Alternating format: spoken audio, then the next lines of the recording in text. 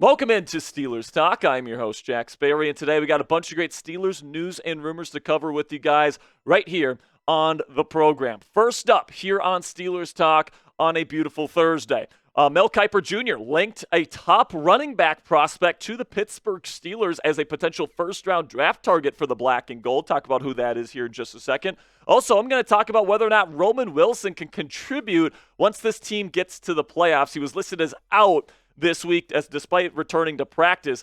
Is he going to make any kind of impact in the playoffs? I'll answer that question as well. And we'll finish up today's show with Dante Jackson, who suffered an injury setback. Is he going to play on Saturday? And if not, who's going to start in his place? We'll answer those questions throughout the entirety of today's edition of Steelers News and Rumors. But first, make sure you guys click that subscribe button if you haven't already. I want to thank each and every one of you guys that clicked that subscribe button during the 2024 year. We added over 30,000 subscribers to this channel, man. It's been an absolute pleasure, growing this community here over the last several years. We're still the fastest growing Steelers YouTube channel, and now we are the largest Steelers news talk program anywhere on YouTube. So thank you guys so much for all of your guys' support watching our show every day. If you watch our show every day, make sure you click that subscribe button to help us out.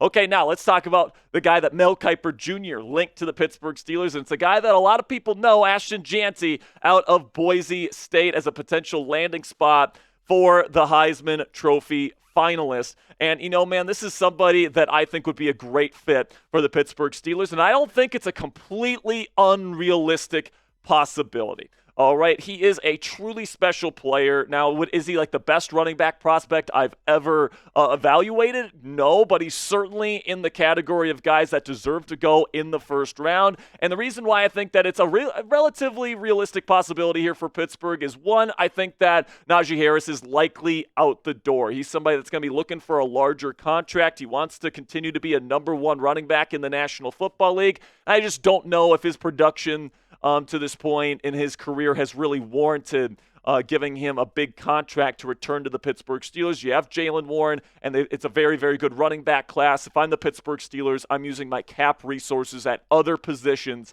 and not on Najee Harris. And you guys got to remember this when it comes to the Pittsburgh Steelers. Arthur Smith, if he's still the offensive coordinator of this team, and it looks like he will, and even if he's not, Tomlin's going to bring in somebody that wants to develop a power run game. That's the identity the Steelers want to have offensively. They want to dominate on defense, and they want to dominate up front with a power run game to essentially suffocate an opposing defense in the fourth quarter. That was their vision with Najee Harris and Jaylen Warren. And with Najee potentially out the building, they're going to have to get somebody to replace his role in this offense as a potential bell cow, kind of workhorse, somebody that can really wear out an opposing defense. I really do think Ashton Jeanty can fit that role. However, we've been down this road before, guys, right? The Pittsburgh Steelers have drafted a running back in the first round, and it was Najee Harris who ended up being a disappointment. So what's to say that Ashton Jeanty, a running back, could also be a disappointment for this football team as a first-round pick? It's certainly a possibility. Now, I definitely have a higher grade on Jeanty than I did on Najee Harris. But, let's remember that Najee was highly touted coming out of Alabama. He still has some very adamant followers and fans here in Steelers Nation who still think he can be a top running back, and he is still very talented. But, drafting a running back in round one can go great. Look at the Cowboys when they drafted Ezekiel Elliott, catapulted them to 13 wins and a number one seed in the NFC in just one season. But you can also get a guy like Najee Harris who really disappoints throughout his rookie contract. So what say you guys? Let me know down there in the comments section. Would you draft Ashton Jeanty in round one out of Boise State? Give me a D if you would draft him in round one, or type P if you would pass on him and take a running back later in the draft. In just a second here, I'm going to tell you about our sponsor today at Prize Picks. While I'm talking about Prize Picks, let me know your answer to this question down there in the comments section.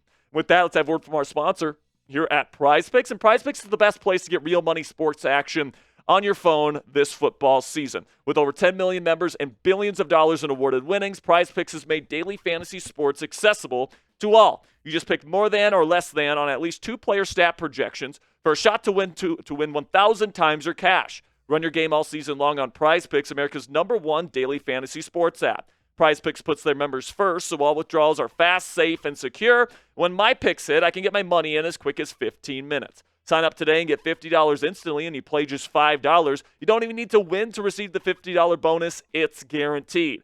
PrizePicks also offers weekly promotions that can lead to big payouts like Taco Tuesday, where every Tuesday, PrizePicks discounts select player projections up to 25% to provide even more value for your lineup. So you guys can see here my PrizePicks projection for this weekend. I'm taking the less on rush yards for Derrick Henry, the less on rush yards for Jaden Daniels, and the more on receiving yards for Justin Jefferson. You guys can download the app today and use code CLNS as the promo code to get $50 instantly after you play your first $5 lineup.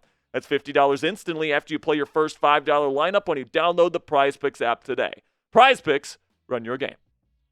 So now Roman Wilson, rookie receiver out of Michigan, his 21-day window to come off IR was open this week. He practiced for the first time in a while this week, but he has now been listed as out for Week 18 versus the Cincinnati Bengals. And, when you look at a guy like Roman and, the fact that he hasn't played at all really in his rookie season here in Pittsburgh, he really is Schrodinger's receiver, all right? And if you know anything about Schrodinger's cat, it's the cat that can be both deemed alive and dead at the same time. And that's how I feel about Roman Wilson right now, guys, because if he's healthy, I think he can absolutely be of some help for the Pittsburgh Steelers, but there's definitely a reason why they're keeping him out, whether it be health, whether it be a lack of trust, him trying to get on a moving train, whatever the case may be. Right now I think that we can probably consider Roman Wilson to be both alive and dead at the same time. You take a look at my scouting report on Roman when he was coming out of Michigan last year. I love his acceleration. I love his foot speed and his route running. His hands are really good for his size. He's only 5'10", but he does a really good job catching the ball with his hands and not his body. Can make contested catches as well in the red zone. And I love his run blocking mentality. He's not the biggest guy in the world, but he is going to block his ass off, and that's something I love about Roman Wilson. Now, the cons are the size is a bit lower. He's under 6 foot. The yards after the catch ability and the running after the catch ability actually isn't all that great.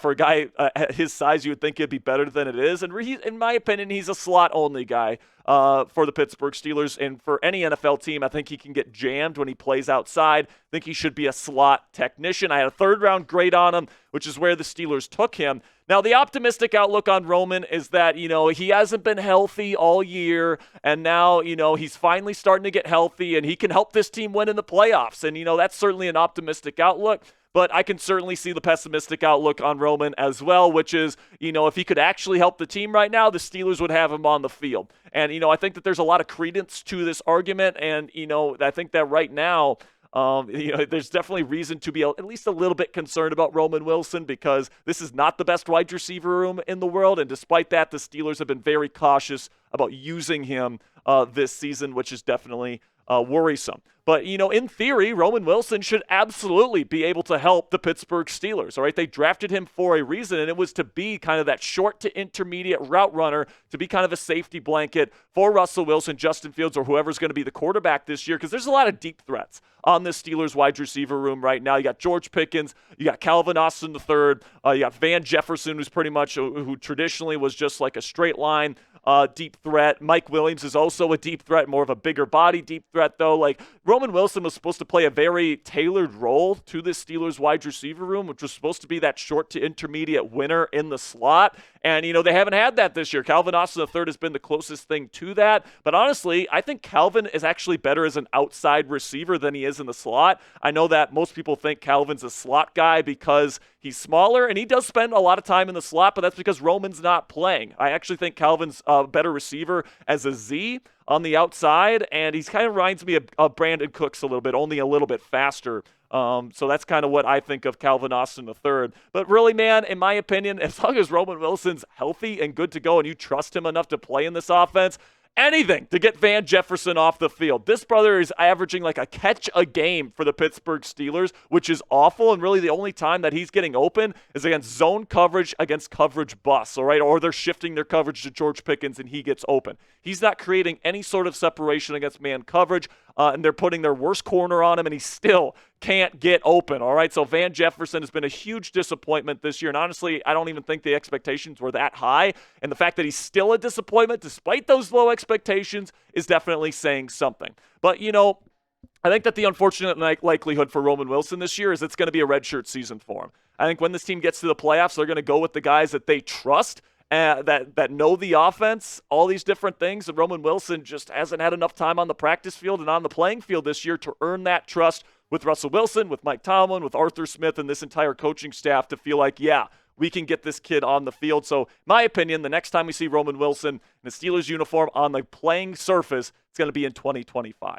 So predict it for me down there in the comments section. Will we see Roman Wilson again in a game this season? Simply give me a yes or a no down there in the comments section to let me know what you think of the Steelers rookie receiver.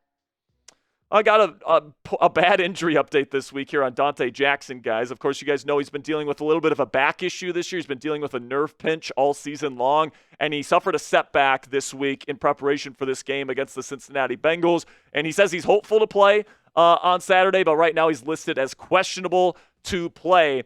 But honestly, guys, even if Dante Jackson is not able to go, I'm very intrigued to see if Corey Trice Jr. can be a better option heading into the postseason as CB2, okay? Because you look at Dante Jackson's PFF grades this year, and it's not like PFF grades are gospel, all right? That's not what I'm saying. You got to pair the available evidence with the stats and all the film and all this different stuff. But right now, the PFF grades are not good, man. Right now, he's ranking 112th out of 117 eligible NFL corners this year in overall PFF grade. And then in coverage grade, it's even worse. There's only 2 corners in the entire league that have a lower coverage grade than Dante Jackson this year. Now, I know he's been in the right place at the right time at times this year, and he's gotten 5 interceptions. But, you got to be able to cover guys, and Dante Jackson has not done a good job of that on film or in the numbers this year, which is why I'm very intrigued by Corey Trice Jr., because in limited reps this year, his PFF grade is a lot better at 75.9. His coverage grade is pretty darn good as well at 87.8.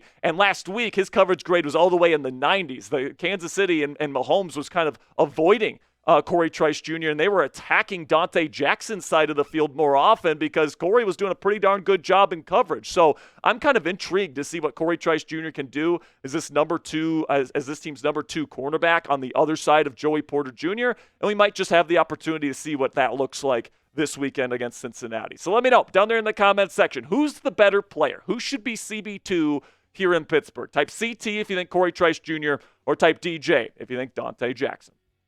That'll be it for today's edition of Steelers News and Rumors. Thank you guys so much for making it to the end of today's show. We got more great Steelers content coming your way before Saturday's game. Coop and I were going to be going live right here on this channel at 6:30 p.m. Eastern Time Saturday night for the regular season finale. We have the largest Steelers watch parties for anywhere on YouTube, so thank you guys so much for making that happen, and click that subscribe button to never miss a live watch party.